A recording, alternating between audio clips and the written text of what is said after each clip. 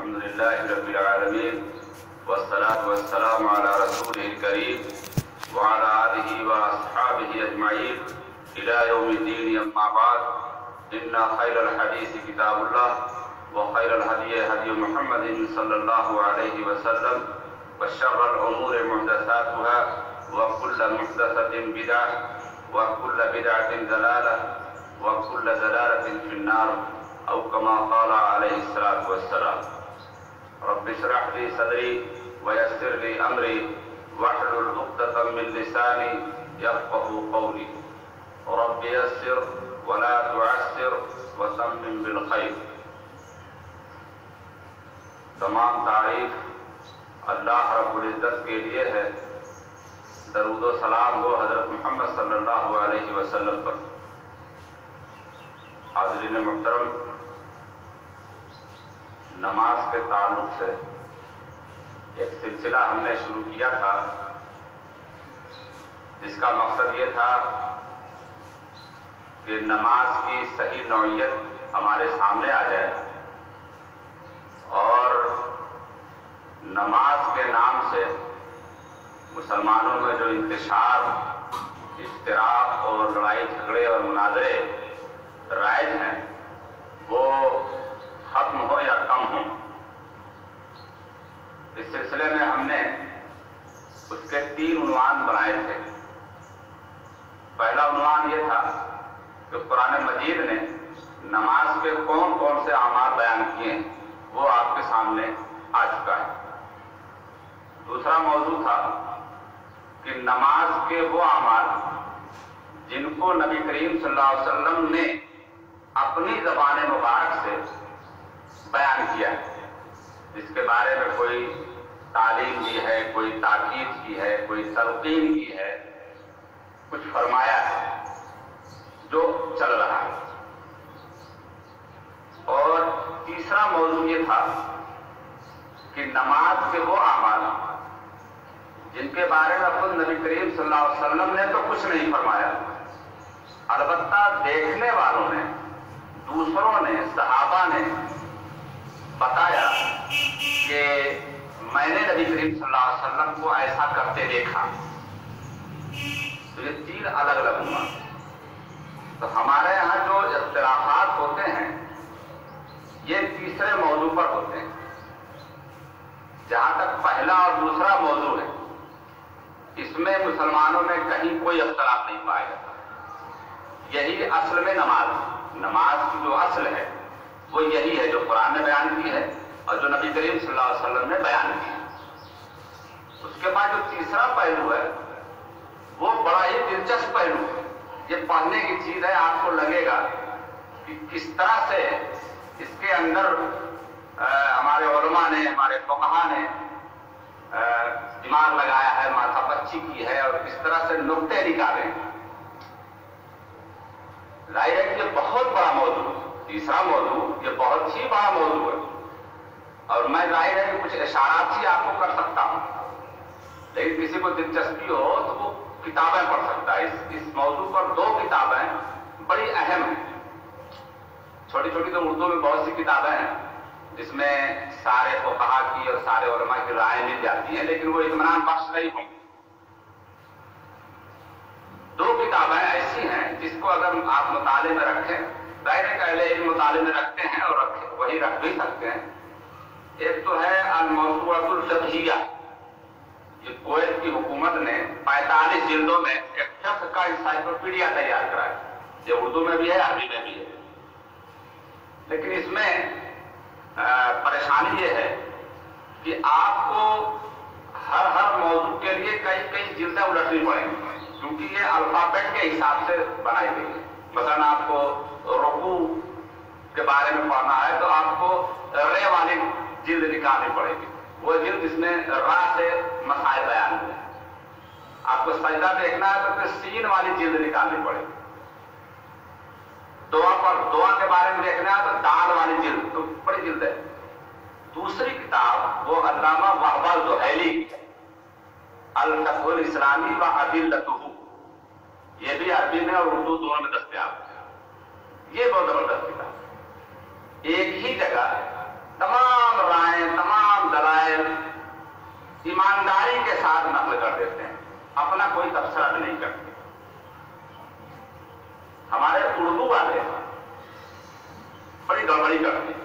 जो उर्दू में किताबें लिखते हैं। अरबी इबारत कुछ कह रही होती है, उर्दू में उसको कुछ बयान किए रहते हैं। हमारे अरबों में नमाज के बारे में उतने इख्तिलाफ नहीं है जितना हमारे उर्दू वालों में इख्तिलाफ। पहले अरब जिनकी जबान अरबी है उनके यहाँ इतने इख्तिलाफ नहीं मिलेंगे। वजह यह है कि वो असल इबारत को देख रहे होते हैं। हमारा मसला यह है कि हम असल इबारत को नहीं देखते, हमको तर्जुमे या उसकी तफहीम या उसकी तफसीर मिलती है। अब हर फिक्र, हर ख्याल, हर मसलन का आदमी को अपने हिसाब से उसमें कुछ ऐसे शोषे डाल देता है कि क्या कहें। इसमें बहुत सी मिसालें हैं, शायद ये यहाँ बयान करने की चीज नहीं है। इसी आज के बयान में अगर मौका मिला तो मैं तशहुद के बयान में थोड़ा सा इशारा कर दूंगा कि कैसे लोग जो है अपने मतलब की चीज अखज करते हैं।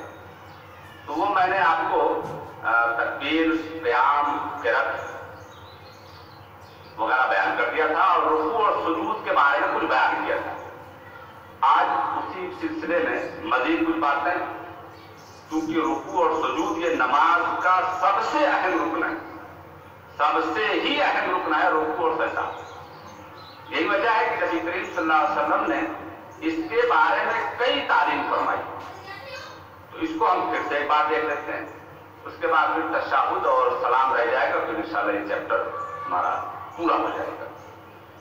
तो रुकू और सुजूद के बारे में नबी सल्लल्लाहु अलैहि वसल्लम के जो इरशादात हैं तो मैं आपको इशारतन बताता चलता हूं। एक तो ये है कि रुकू और सजदे में पीठ बराबर होनी चाहिए, यानी बहुत ज्यादा पीठ उठी हुई ना हो। सजदे में भी पीठ तबाही और फिक्री तरीके पर होनी चाहिए। बहुत ज्यादा मसनूई अंदाज में पीठ को न बनाए। इस सिलसिले में अब्दुल्लाह इब्न मसूद रज़ियल्लाहु अन्हु की रिवायत है कि रसूलुल्लाह सल्लल्लाहु अलैहि वसल्लम ने फरमाया कि उसकी नमाज नहीं होती जो अपनी पीठ को रुकू और सजदे में बराबर नहीं रखता। बराबर का मतलब यह है कि नॉर्मल फितरी तरीका। रुकू में बराबर यह है कि वो बिल्कुल स्लैब हो, उसके पीठ पर कोई चीज रख दी जाए तो वो ठहरी भी रहे।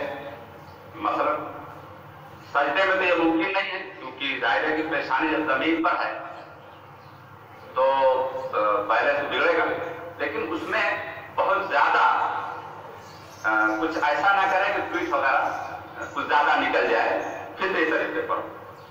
तो ये बहुत जरूरी है इस सिलसिले में।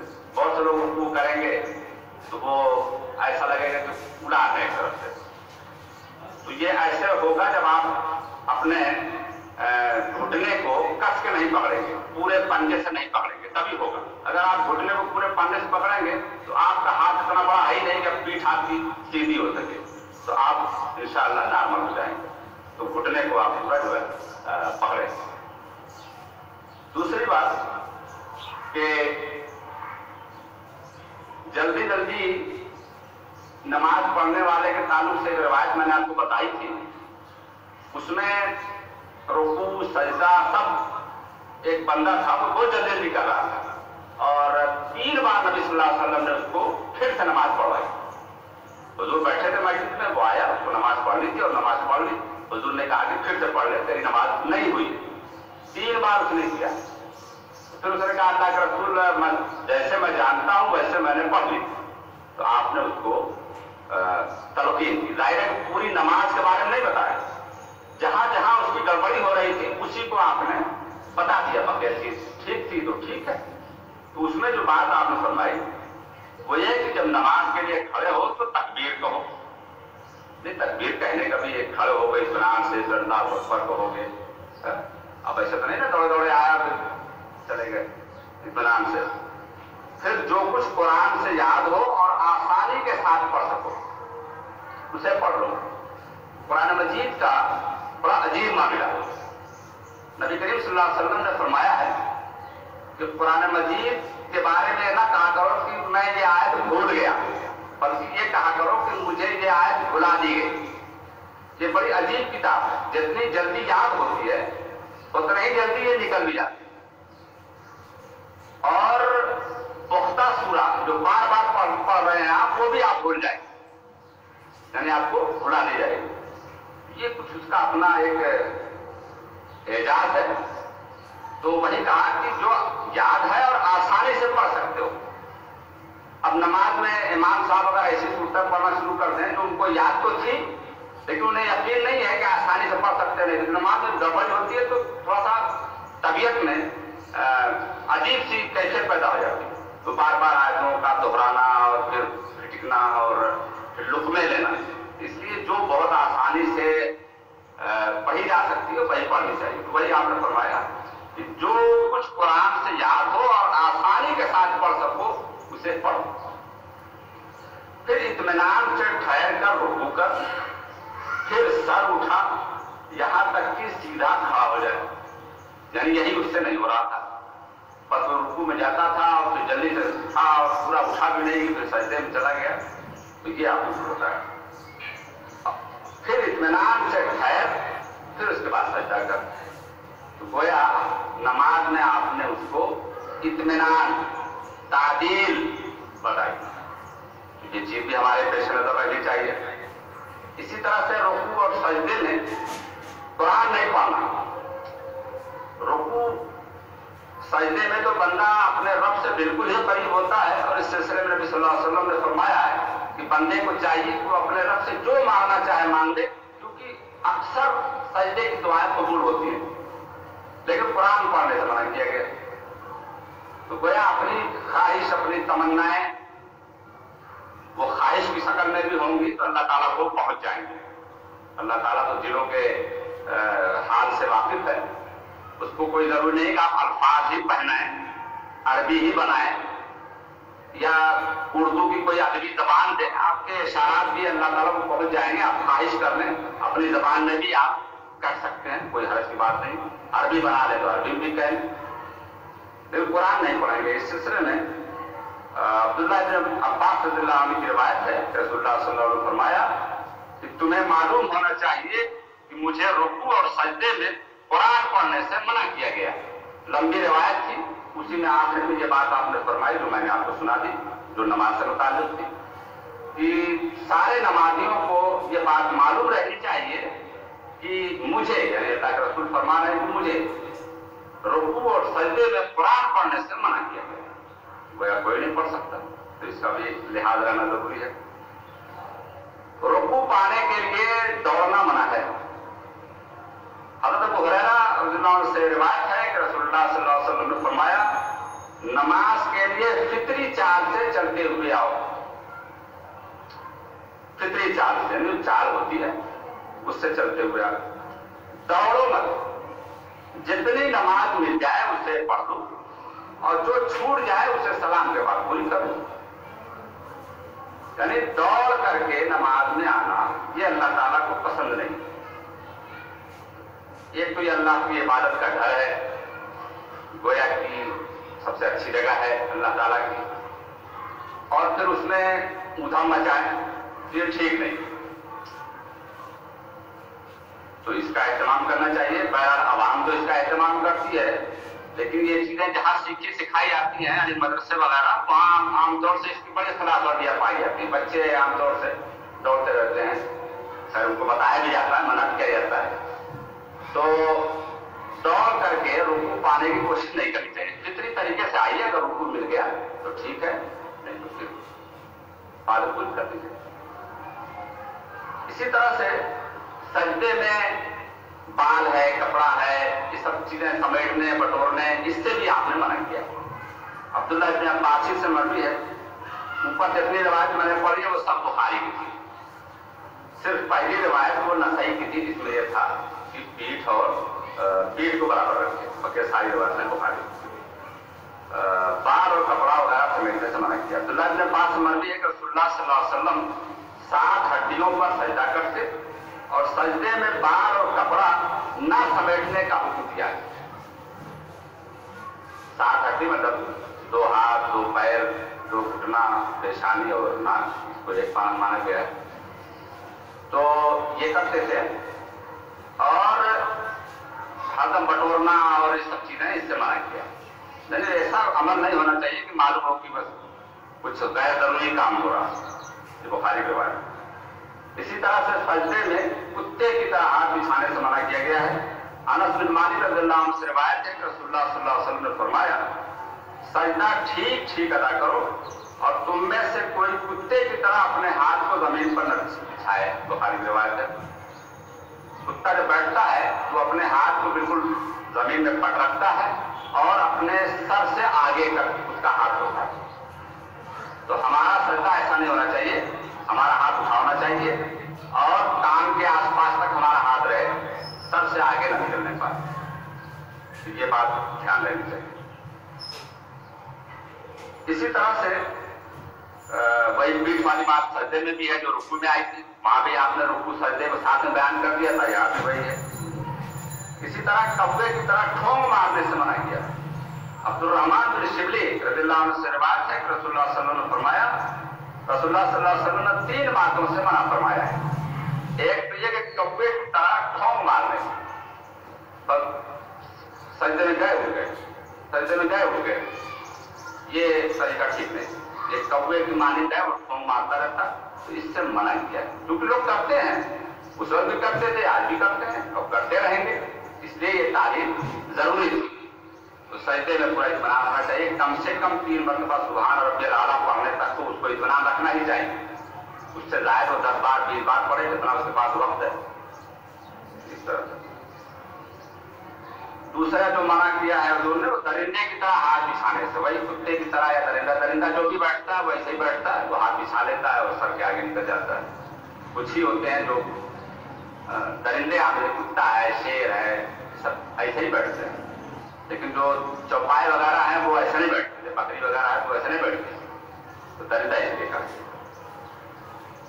اور نماز کے لیے کوئی جگہ مخصوص کر لے اور وہاں دوسروں کہ نماز پڑھنے پر اس کو تکلیف ہو یا پریشانی ہو, منع کرے. یہ بھی منع ہے. یعنی کوئی جگہ اپنی مخصوص آپ نہیں کر سکتے. آپ کہیں پڑھ رہے ہیں پڑھیے, مشکل نہیں. لیکن کوئی پہنچ جائے تو آپ کو تکلیف ہو یا آپ کو منع کرنے بھائی وہ ہماری جگہ ہے, تو اس سے منع کیا. یہ ہوتی. اسی طرح سجدے وغیرہ کے دوران اگر کنکری وغیرہ ہے, اس زمانے میں تو بہت رہتی تھی ریت پر اور اس طرح پر. آج ماشاء اللہ بہت ٹھیک ہوتا ہے. اس سلسلے میں بھی حضور کی ایک تعلیم ہے. حضرت معتق سے روایت ہے کہ رسول اللہ صلی اللہ علیہ وسلم نے سجدے کی جگہ کی مٹی کو برابر کرنے کے بارے میں فرمایا اگر ضرورت پڑے تو 1 بار کر لے. مسلم کی روایت ہے.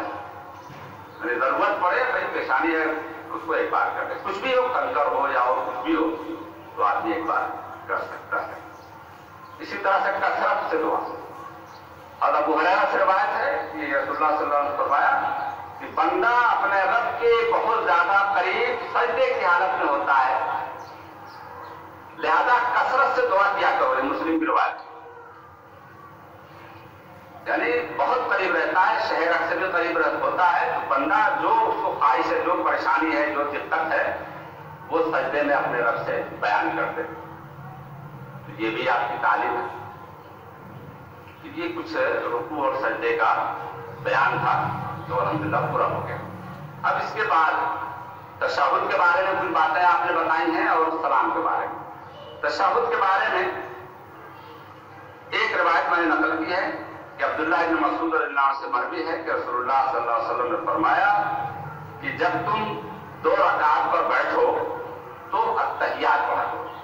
تشہد کئی ہیں. اس میں سب سے مشہور التحیات ہے جو ہم پڑھتے ہیں. اس کے علاوہ بھی اور میں نے بتایا کہ نبی صلی اللہ علیہ وسلم رکوع کی دعائیں, سجدے کی دعائیں, ہر موقع کی کئی دعائیں پڑھتے ہیں جو ہم ایک یاد کر لیے ہیں وہی پڑھتے رہتے ہیں. اسی طرح تشہد جو ہے یہ پڑھنا چاہیے.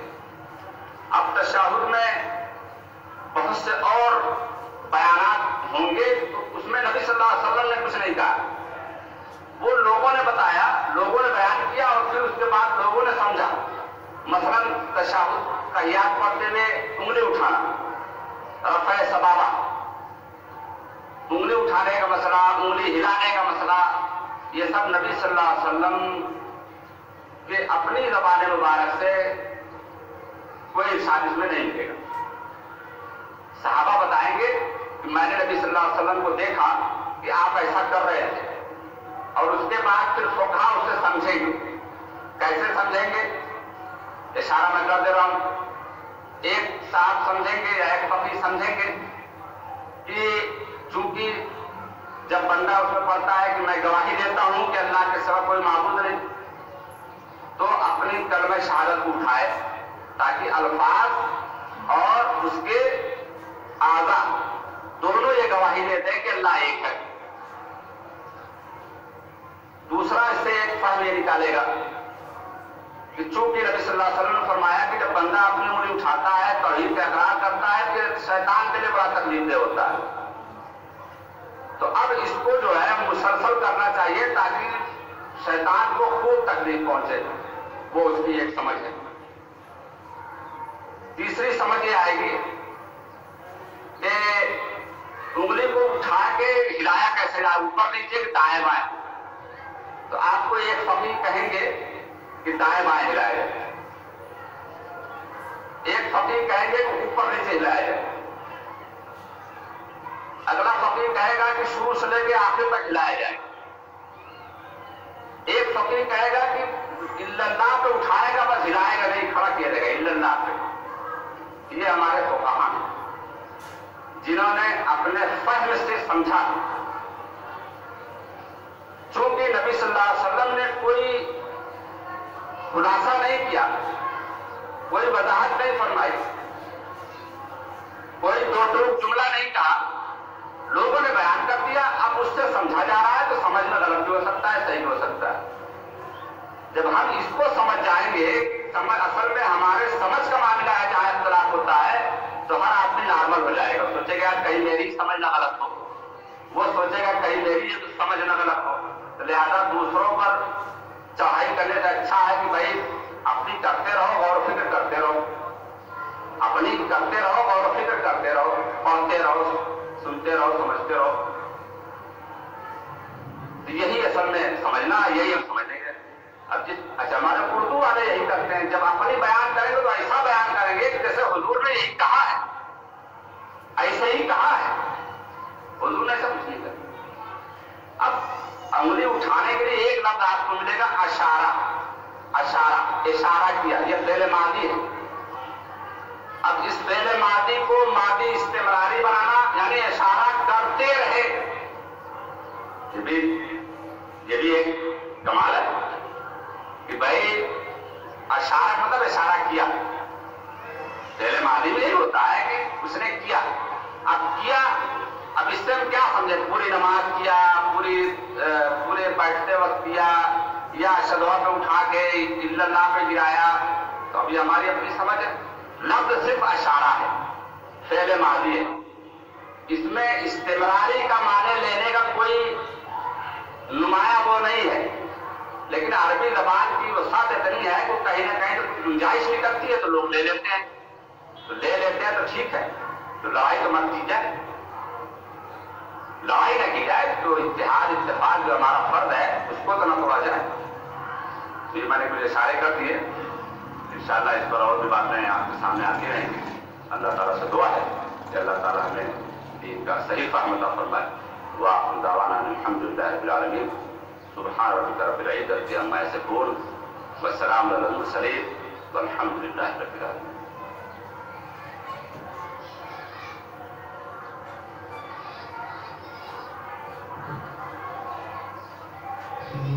अल्हम्दुलिल्लाह नहमदुहु व नस्तईनुहु व नस्तगफिरुहु व नु'मिनु बिही व नतवक्कलु अलैहि व नऊज़ु बिल्लाहि मिन शुरूरि अंफुसिना व मिन सय्यिआति अअमालिना मन यहदिहिल्लाहु फला मुदिल्ल लहु व मन युद्लिलहु फला हादिय लहु व नशहदु अन ला इलाहा इल्लल्लाह व नशहदु अन्न मुहम्मदन अब्दुहु व रसूलुहु।